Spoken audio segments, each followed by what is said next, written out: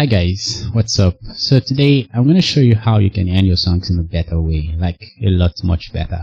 So basically most of us might like to end our songs on the one. Yeah, we're in the key of C right now, so the one is going to be C major chord. Now that sounds okay, but it sounds boring, especially in this 21st century. So some of us might want to take it a step further and just play the 4. And I think this sounds much more better. Yes, it sounds much better. However, we want to make it much more or a lot more better. So what we can do here is this. Then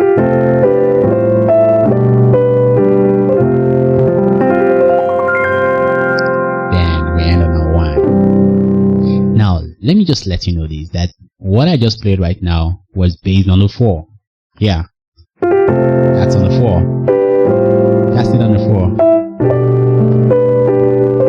Then on the 4 again.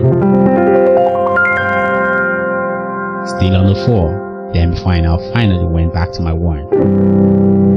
Okay, and you might even want to take it a step further. Instead of just staying on this 1, like resolve back to the 1, you might want to do this.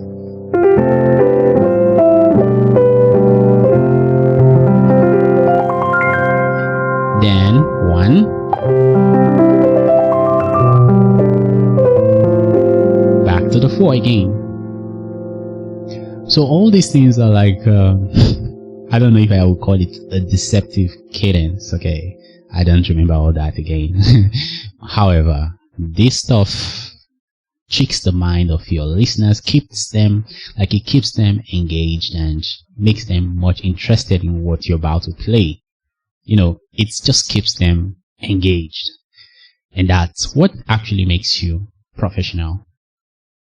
Okay, so let's use this in the context of the song. Let's say we are playing the song by Ty Tribbett. Okay, and we say I love you forever. Yes, that's the song. So let's go to the ending. Glory to God, glory to God. Really basic. Glory to God forever. Glory to God. Glory to God.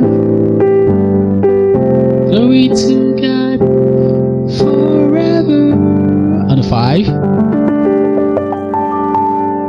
Then on the 4 that we normally end on. Okay. And the singer is charging the atmosphere. Okay. Then you can do it.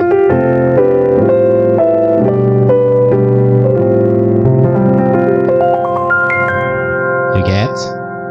Then finally, hallelujah, you fall back to the 1, or you do this that I said you can actually do to extend it more.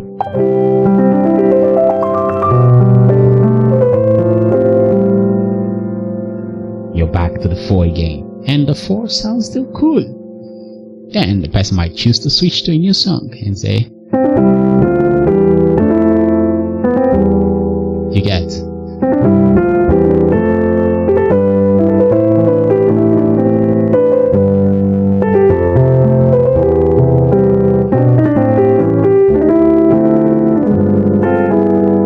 You know the song I'm playing?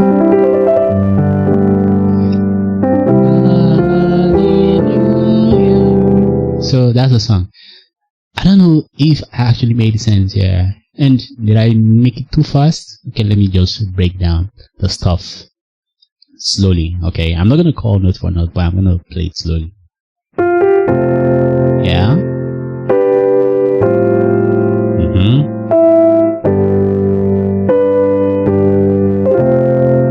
Then run your arpeggio on the 4.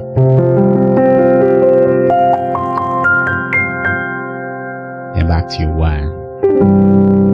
Okay, then if you want to play extensively again, instead of just landing on this, you can land on the 1 here.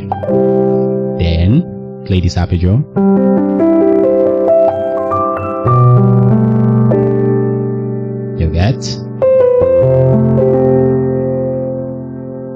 You get a point.